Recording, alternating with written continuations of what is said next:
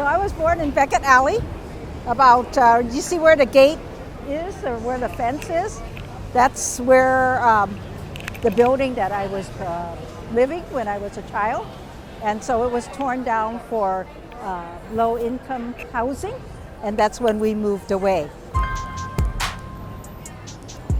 This is where my godmother used to live, so we used to play around here. But in here was the old gambling house. So my godmother was the, I guess you call her the lookout lady for the gambling house. So she was always here, and then anytime she saw the cops come by, she would make sure that everyone would lock the doors and they would close this off. And so, of course, the policemen knew that there was gambling down there, but when they saw my godmother, well, she was sort of a fixture here on Beckett Alley, and so they never bothered. They just said hello and then left her alone. So that was kind of neat. So everything above on the second floor is all housing. Mostly what they call SROs, which is single residence occupancy. This is an alteration store. This is a Christian mission store. Over here, this is a Chinese Christian mission, of course. And then there's a printing company over here. As soon as sundown, it becomes gambling house, or what we call mahjong places. So that is the big entertainment here in Chinatown, is the mahjong houses. When I was about 10 years old, we lived in an apartment up on Powell Street in Chinatown. The landlady was Dorothy Toy, and her husband's family had owned the apartment building. And I used to see her walking through the lobby with a little vanity case, traveling case in the olden days. And she would be coming home from out of town, and with a pair of toe shoes in her hand, swinging. And that immediately caught my attention. And so I asked my mom if I could take ballet lessons. So she talked to Dorothy, and Dorothy actually sent me to her ballet teacher. And it was outside of Chinatown. And so I used to take the bus up to, maybe about 2 miles away from Chinatown and take my lessons. I was only 10 years old, and my teacher was Sergei Temov.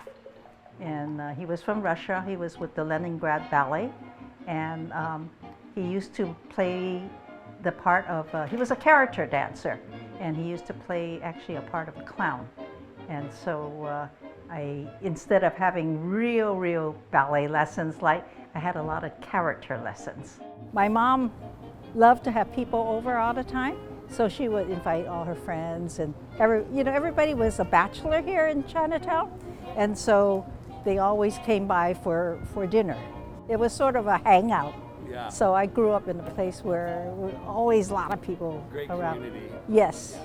We knew everyone that lived upstairs from us and things like that. So in those olden days, you could actually order dinner for about 50 cents, a full meal, and they deliver it in a dim sum carrier case, and they had 3 dishes. You have a pork hash, you have an egg dish and sauté vegetables with chicken and rice and everything, and then that would feed 10 people. And then after, when you're finished, all you have to do is leave the dim sum tray right on the sidewalk, and the waiter would come by and pick it up. Dorothy was a dance team called Toy and Wing. They were very famous in the 1940s. Whoops. Dorothy would actually dance on her toes, but she used to hop around on her toes. She actually did a lot of Russian steps, which was very unusual because she was very strong. And so in her days, it was very unusual to have an Asian dance team to perform outside of Chinatown. So she was actually worldwide. She traveled worldwide with Paul Wing. Paul Wing is from Palo Alto, California, and Dorothy actually is from Los Angeles. And during the war in the 40s, to get away from going into a concentration camp, they actually went over, they left California and actually lived in New York. so that they wouldn't have to go to the concentration camp. She was Japanese, yes, and so she took the name of Toy to be, sounding like Chinese. So the dance team was called Toy and Wing. I was 17 years old, and by this time, Dorothy had just formed her own show, and one of the girls was sick and couldn't perform. She had to have surgery, and the show was opening that night at the Forbidden City, and then on to the Chinese Sky Room, which were the two most popular clubs here in Chinatown. It was the summer of '63, and so I took the job, and the rest is history. I had just graduated from Galileo High School here in San Francisco. Many people asked, my mom, why did they let me be in show business and dance in a nightclub, underage and all. But because of Dorothy and her sister Helen, they took care of me very well. And they used to sneak me in through the back, in the back of the bar. And why is that? Because I was underage. You had to be 21 in those days to work in a nightclub. She was desperate for a dancer. This is the show that I was in that traveled throughout the United States and Canada and around the world.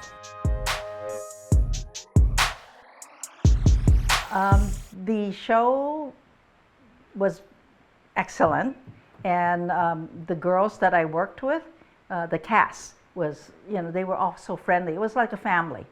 And we traveled for 10 years as the Toy and Wing show, and it was just a great experience. So I never got to college, which was supposed to be in the fall of '63. I would have to say I really enjoyed myself going through Canada. We used to drive everywhere. We had a limousine, a checkered cab limousine, and it used to take our whole show. And so I have that Highway 5 memorized like the back of my hand, because it was my job to actually be the navigator, and I would keep the driver awake.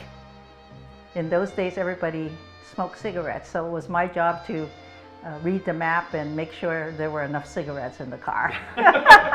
Well, I had never seen snow before, and being very sheltered here in Chinatown, it was my first experience. We ran into a freak storm over in a place called Medicine Hat. Rocky Gunn, our singer, was the driver, and he was driving along, and sure enough, he didn't know how to drive in snow.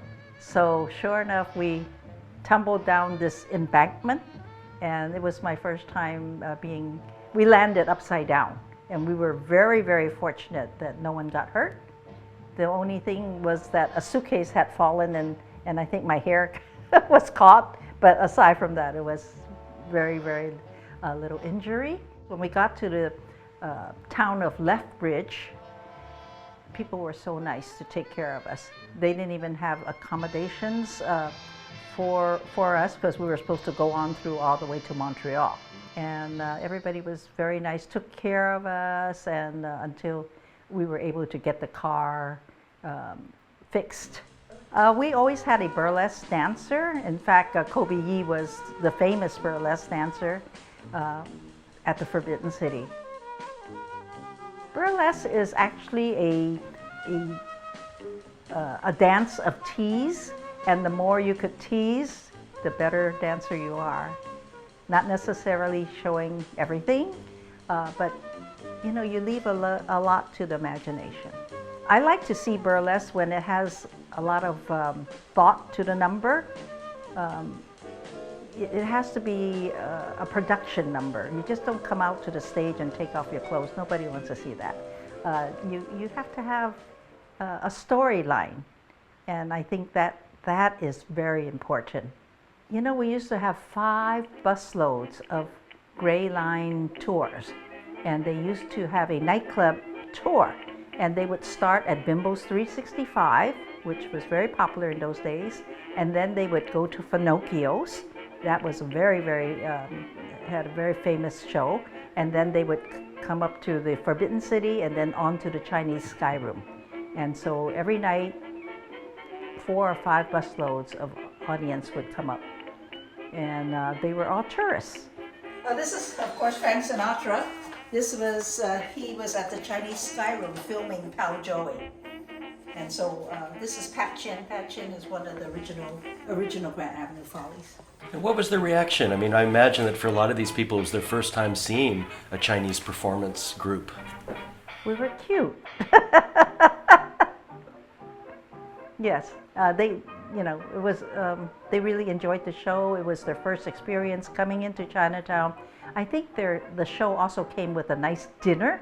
Okay, so Kobe Yee was the last owner of the Forbidden City, and she had it from 1962 to about 1970. And like I said, all the bus loads of Gray Line people used to come up, and you could get a full course dinner for $3.50. And you get fried chicken, you get chow mein, fried rice, egg roll, and a cup of tea. And even a fortune cookie thrown in. You know, people really had a nice time out. When you came to San Francisco, you go to all the nightclubs and everything.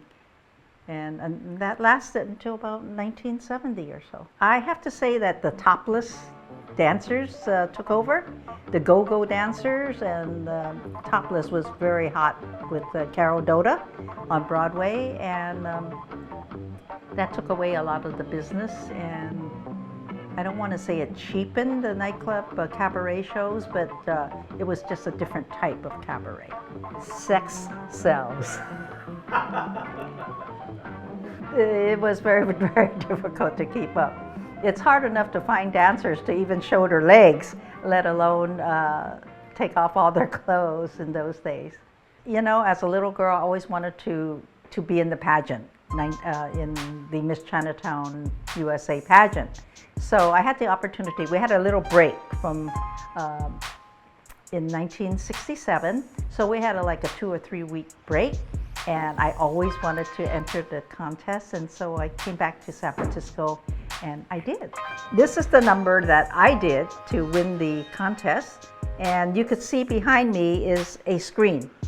So I sort of mimicked a burlesque number, and at the end, I came through the screen. In burlesque, probably the gal would have had only the pasties and G-strings on, but I had a Chinese robe, and it was the year of the ram, so I came through the screen with the ram. The other picture, oh, here is the photo of me being Miss Chinatown. And how old were you there? I was 21. 21. Uh-huh. And how did that change things for you? How did it change things for me? Were the boys lining up to date you? What happened? No, boys don't like to date Miss Chinatowns. You know why? No. They're always afraid that you would say no. Same way. So all Miss Chinatowns, I was asking all these Miss Chinatowns, and I said, what do you do on a Saturday night? Everyone said, nothing. Nobody wants to ask the Miss Chinatown out and get rejected. So all of the Miss Chinatowns stay at home on Saturday nights. What's your message to the boys about that? Don't be afraid, someone will say yes.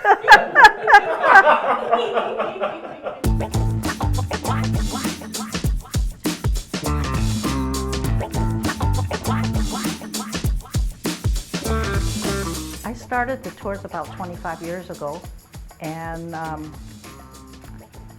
I really realized at that time that other people, when they come to San Francisco, they really don't know the history of the Chinese people.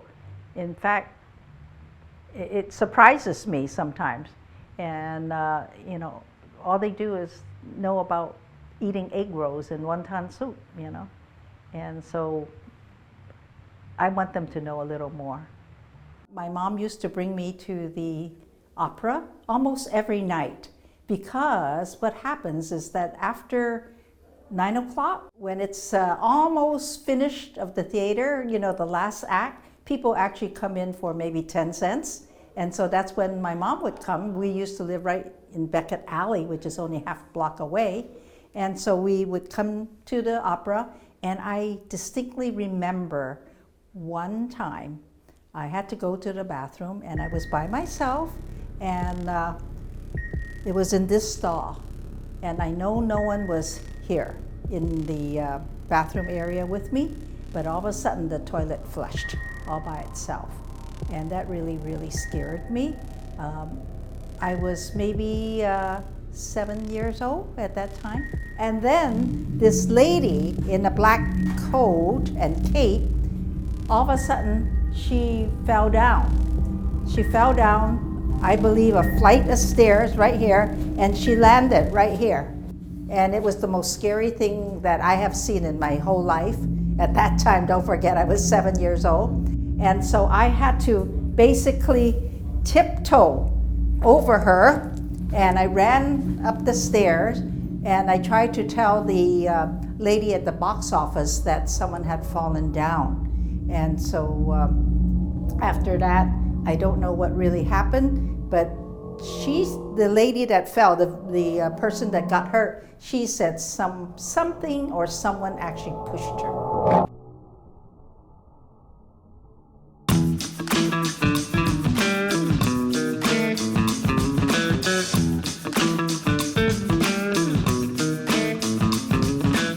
When I was growing up, this was an old pawn shop.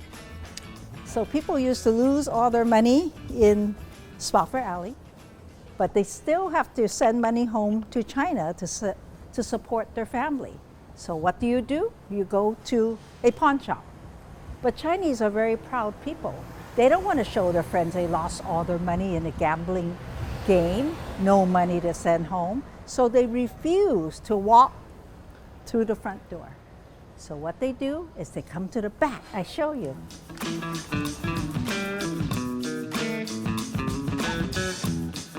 That used to be the office where the person that would take all your things that you want to pawn there.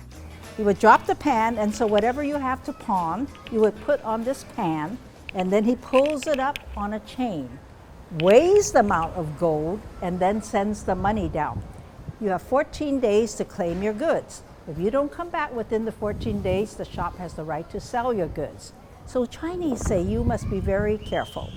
If you go to a secondhand store, a garage sale, a pawn shop, if you see something, pick it up. Hold on to it for a moment. And then you must talk to it. You must say, my name is so-and-so, and I would like to invite you home with me tonight. If the item still feels good, go ahead and pay for it. But if it doesn't, put it back. Because the energies of that previous owner has already gone into the item. And that item may not be compatible with you. If it is compatible with you, great, it's your good luck charm. But if it isn't, it'll actually make you sick all the time. They say it makes you dizzy all the time. Now I picked this up. It's an old antique key, okay? So I actually liked it because I liked the box. I thought the box was kind of pretty. It's a dragon. So when I held on to it, I knew it was something magical. So I held on to it, and immediately I felt the vibration. This key could turn itself over. You see that? Yeah. So there is energy in this key, and this key was bought from a garage sale. So it is very, very important that you are compatible with the item that you buy. Back in 1945, my own Uncle Gus was a Boy Scout here in Chinatown. Now in 1945, if you were a Boy Scout, that's pretty hot stuff. He and his friends liked to go swimming, but his mother did not allow him to go swimming in this particular YMCA. In those days, you never asked your mother why. You just do as told. So, one night, he and his other Boy Scout friends decided to go into the Y, break the windows, open the screen door, and they went swimming in the dark. They were having a great time when all of a sudden Uncle Gus said he felt a presence. He felt something or someone pulling him down to the bottom of the swimming pool. He started to panic. Uncle Gus was a member of this church, so he began to pray. As he was praying, he said a bright light shined on him, allowing his friends to know that he was in trouble. They pulled him up from the bottom of the swimming pool and they ran like hell out of there. Didn't dare tell their mother what had happened. Years after, he found out what really happened.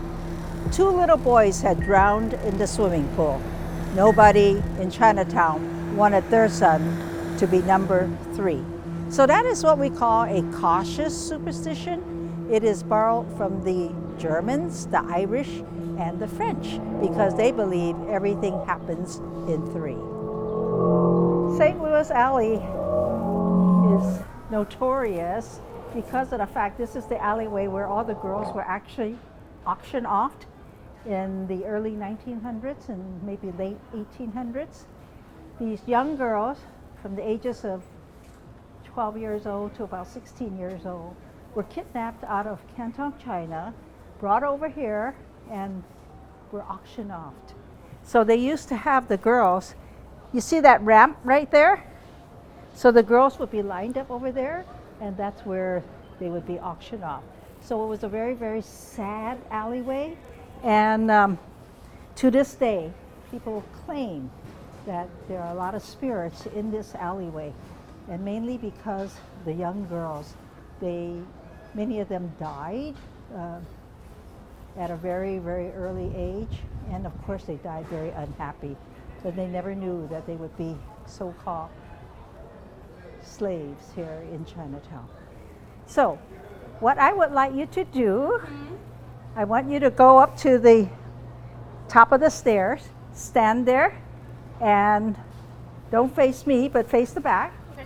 Put your hands up straight with the palms up, and then I want you to count backwards from 10, like 10,001, 9,001, and tell me if you will feel anything.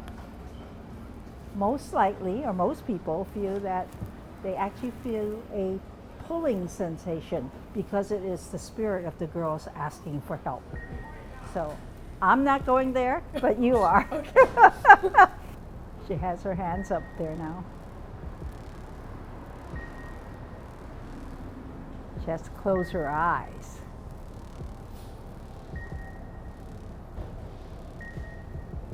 I actually smell something, do you? Something very medicinal, very herbal.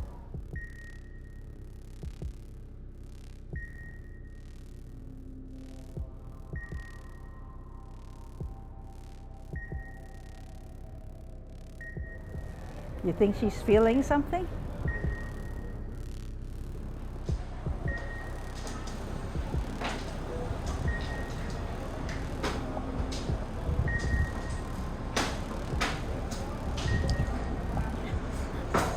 Feel something? A little bit. A little bit? What'd you feel? Tugging at my arms. A little bit. Might be because the camera's on me, or the alleyway, but like I feel really hot. Oh, wow.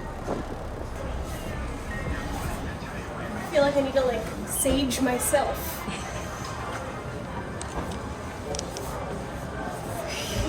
Did you feel the spirit calling you? Did you feel heavy? Yeah. Did you feel something pulling? I felt a physical tug on my arms. Yes. Everything got real hot. Real hot. Okay. Might be because of this, but I don't think that's good. but now I feel the weight. That's in Yes, this alley. definitely. Yes, there's a lot of spirits in this alleyway. I always like to keep busy, and so during 2020, when we were shut down, I decided to put in this Showgirl Magic Museum, and I wanted something to be part of the history of Chinatown, and this was my history, and so I gathered all the costumes that I had from previous shows and photos, and this was the final result. And so the costumes range from I would say 1945 to the present time. 2004, four of us dancers from the nightclubs, under doctor's orders, were told to get up and exercise more. So we all went to dance class, and I was asked by the Chinese Hospital Auxiliary to do a fundraiser. And so we gathered a few of the dancers and we recruited some other dancers, and we did a show. We had feather headdresses, something that Chinatown's never seen at a fundraiser. And you know, sometimes when you go to a banquet, especially in Chinatown, everybody's really noisy, having a lot of fun, they're just conversing. Well, when we came out of the dressing room, you could hear a pin drop. All of a sudden, everyone just turned their head and said, "Oh my gosh, what is happening here?" And so after that number, it was so successful, other nonprofit organizations asked us to do fundraisers for them. And so that's how the Grant Avenue Follies started. We've been to Cuba, we've been to Shanghai, of course Las Vegas, where we are honored every year for the past 6 years as living legends. Well, I find show people are very friendly, especially the Burlesque Hall of Fame. They really want to respect us and honor us. We don't even strip. We traveled to Seattle, Los Angeles, Chicago, you know. We're on our way to New York as soon as we can. And then we went to China, we're going to Beijing and back to Shanghai. Well, I've always loved to dance ever since I was a child, but I didn't have the opportunity really to do so until after I retired from teaching. And it has brought such joy and to people who cannot go out to enjoy seeing performances.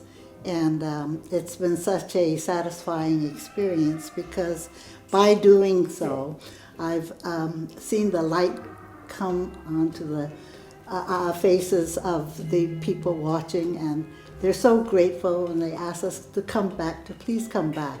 We all bonded, and you know, we bring a lot of happiness to each other's life, and we also go through emotional sadness, just life itself, just going through life together. It's a lot of fun. I did the hula with them because there's no exercise during the pandemic, and I had time. So they are rehearsing outdoor, and so I said, okay, I'll join them for the hula and do a little exercise, and I really liked it.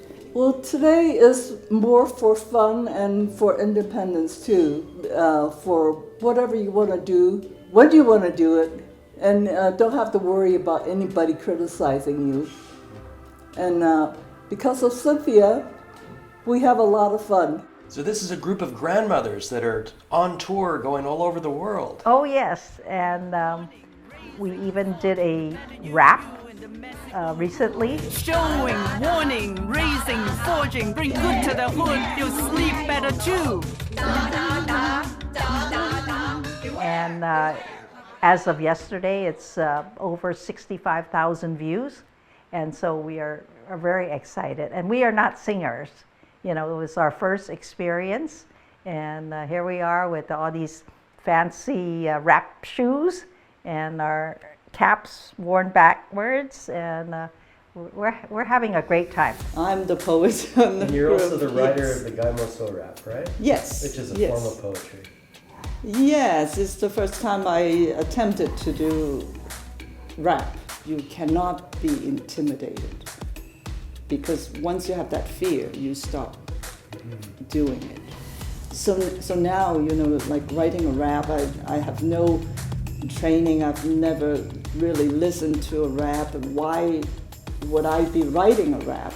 You know, those kind of things don't come to my mind. You know, I just write it because I want to, which is a very liberating feeling. When we started the rap, Clara, the rapper, and I were having dinner, and I said, what could we do to show that us seniors cannot tolerate being punched and hit and abused. And so I said, what prop? What did we use, or what did Grandma use that, that we could use as a prop? And so she came up with the gai mo so, and I remember it's just a chicken feather duster.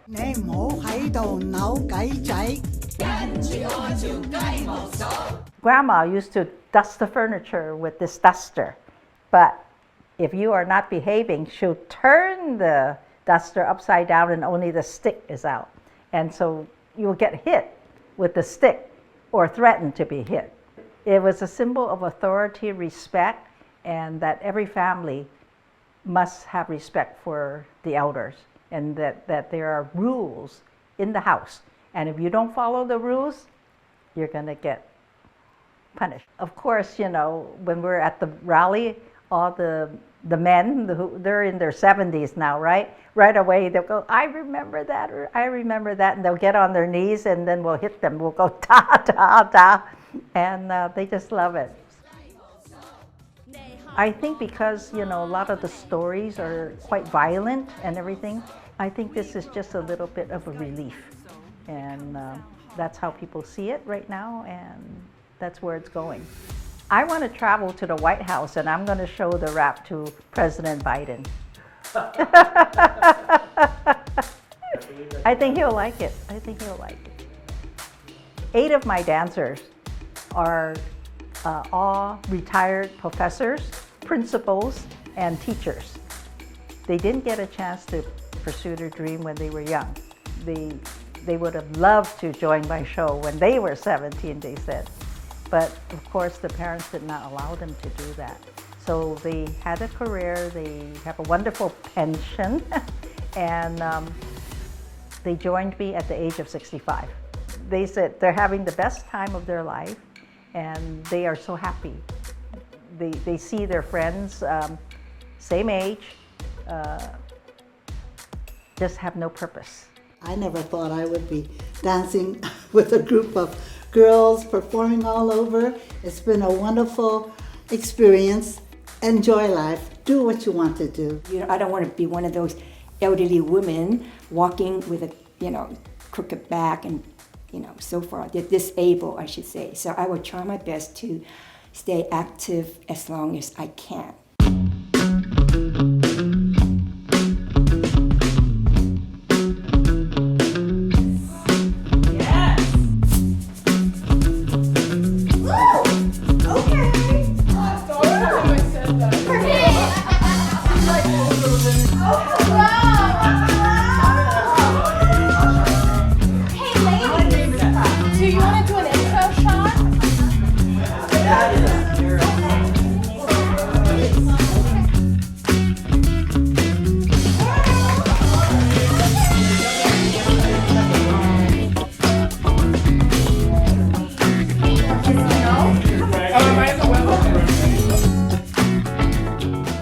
I've always worked with gay men, and even at 17 years old, the dancer, the tap dancer we had in the show, he was gay, and the other dancer, Jackie Myling, he was gay, and many people were gay. Our MC, Toyette Marc, she was gay, but in those days, no one talked about it. But we just knew that, that was their life. Very talented, very creative people, and I love it. I have a friend, he's 92 years old, and being gay all his life, I think he had to hide it from his family and friends, and to this day, he would never, so-called talk about his previous life, but definitely he's very proud to be gay. He has a beautiful home, beautiful artifacts in his home that he collected over the years. He was a Chinese opera, loved Chinese opera. And so, maybe he was ahead of his time. So, who wants to make some money tonight?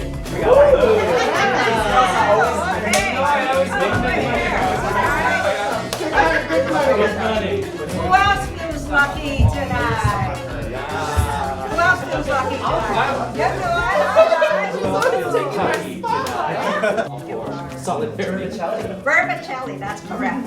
Vermicelli. Panda. Oh, vermicelli and panda. Oh, all right. Okay, all right. Would you like to choose an orange? Is this a trick? You want to pick that one up? Ooh, in the bag. Oh, it's a bag. It's a bag. And you're going to hold this for safekeeping. These are endangered for just $1. Yes, make your dollar make at least $20, okay? All right. I like more than she'll make. So it's Bitcoin. Yes. Chinese love red envelope. You know why? Because it's lucky. Yes. Hold on to that real tight, okay? So do you feel lucky tonight? Yeah. Yeah, okay, all right. So you want to make at least $20. Yes. You're holding on to the lucky orange. True. Okay, so on the count of 3, you think we could say the magic word? What's the magic word? Please. Okay, Chinese magic word. What's that? Fourth generation. Oh no. Magic word. How about ayah? On the count of 3, we're going to say ayah. Okay, here we go. 1, 2, 3. Ayah! Did you feel anything? Her tuck Her is- tuck on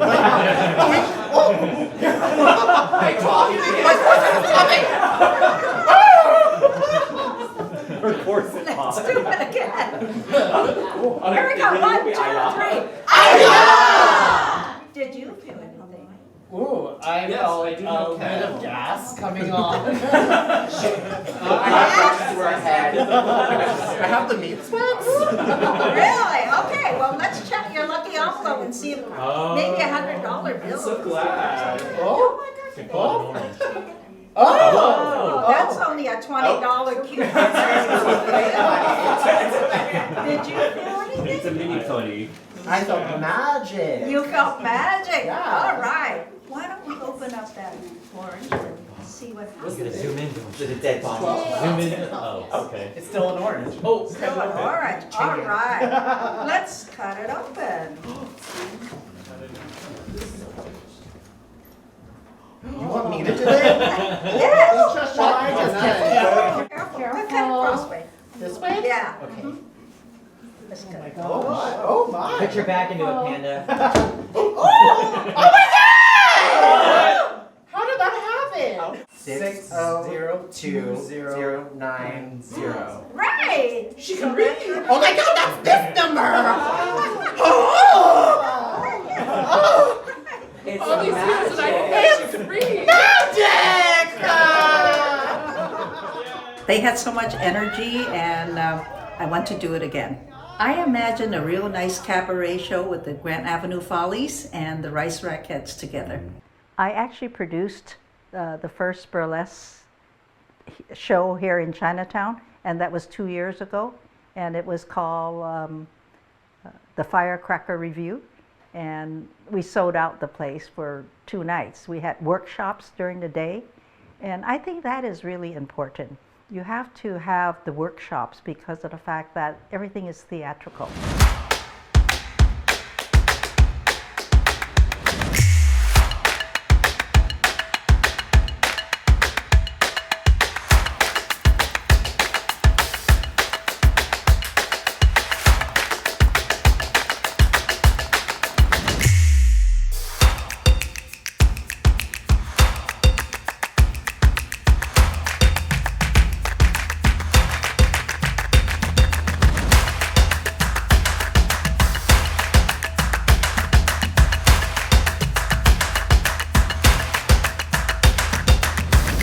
Here I am dancing at the Chinese Sky Room.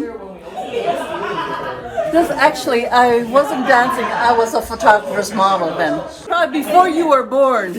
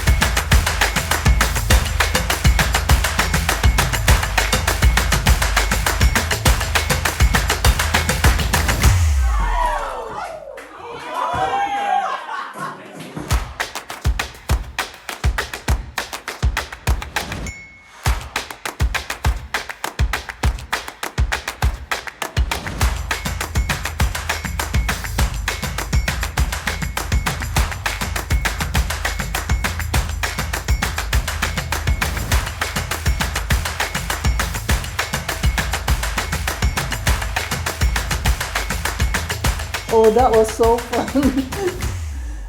I kept admiring those girls because they have such wonderful makeup on. What did the elephant say to the naked man? Would you like to sit on? We can't do that. That's illegal. Now the answer is, how do you breathe through that thing? What goes in hard and comes out Wait, I know that. soft? Oh. And, A fist. Give up? yes. Bubble gum. We totally You're nasty. Follow me. All right. Attracting people. That's what we're good at. I think people are much more open, and I mean, you could see on the internet, I mean, you know, people are posting pictures of their partners and whatnot, and I think that's a good thing. And I think the parents are much more accepting. Grandparents are very accepting. I have many grandparent friends that their grandchildren are gay, and it's very acceptable, and they're even there at the wedding. So I think that's a nice thing. It's no, you don't need to hide anything like that.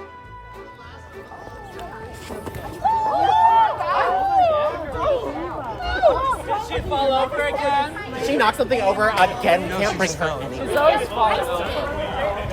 She's the new girl. No, I'm just kidding. Pick anyone. Let me see. Anybody inside? Nancy, yeah.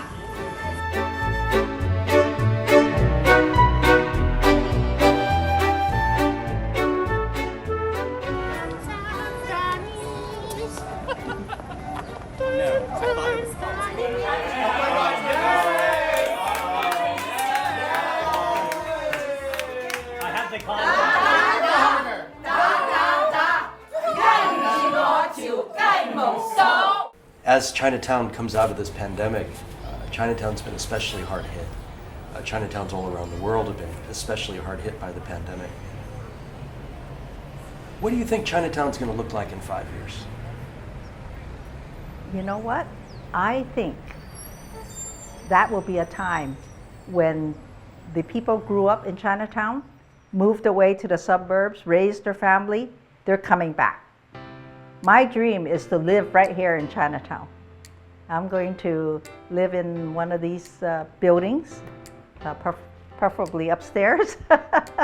And all we have to do is roll down the stairs and come down and dance and watch the shows. And if we want to eat something, we're not going to cook anymore.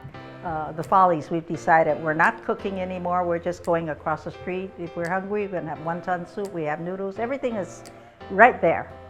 And that's what we're going to do. I think a lot of artists will come to Chinatown. You'll see a lot more murals. You'll see a lot more art being commissioned. I would like to see a lot more art galleries. I would like to see a lot more history museums, because I think people want to do that. They want to come to Chinatown for that.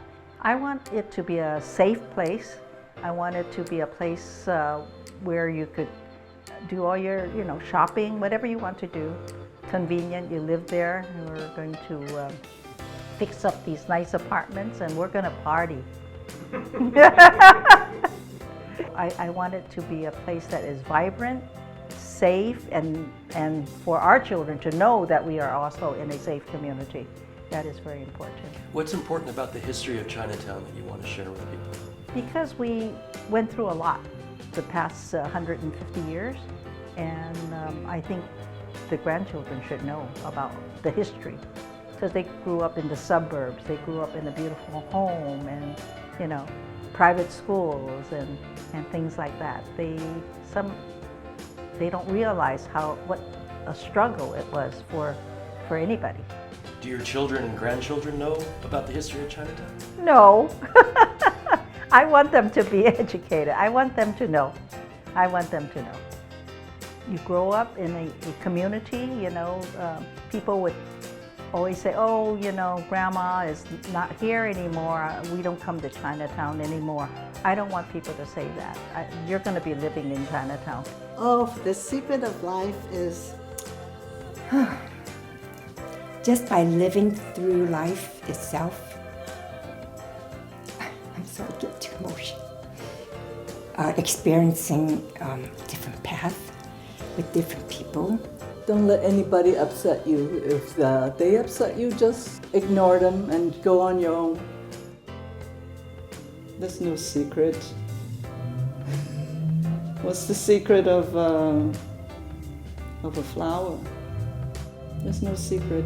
You just have to keep living. be positive. Look for the good in people rather than focusing on the things are not so good. If you could wave a magic wand and change one thing about Chinatown, what would you like to change? I don't know. That's a good question. I think we would have to change the myth, the thinking of other people, how they view Chinatown, that we're just not a gift shop. You know, this is the life. People live here, they grew up here. I went to Chinese school here, English school here, you know. They never had that experience.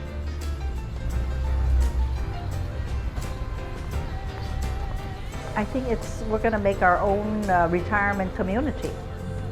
We're not going to a nursing home where you have to spend $10,000 a month to do this. We're doing it right here in Chinatown.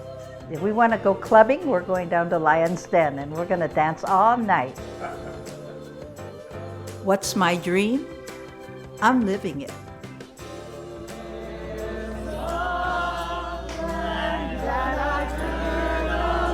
Once in a long, long while, somewhere over the rainbow,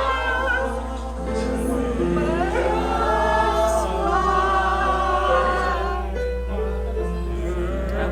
fly over the rainbow. Why can't I?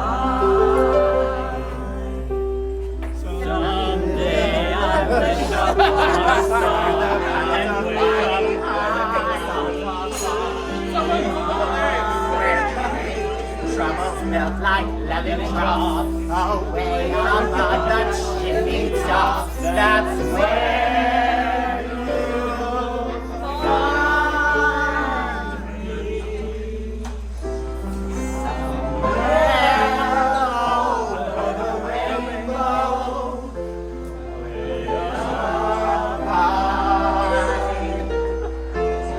There's no island and a rainbow. Why can't I?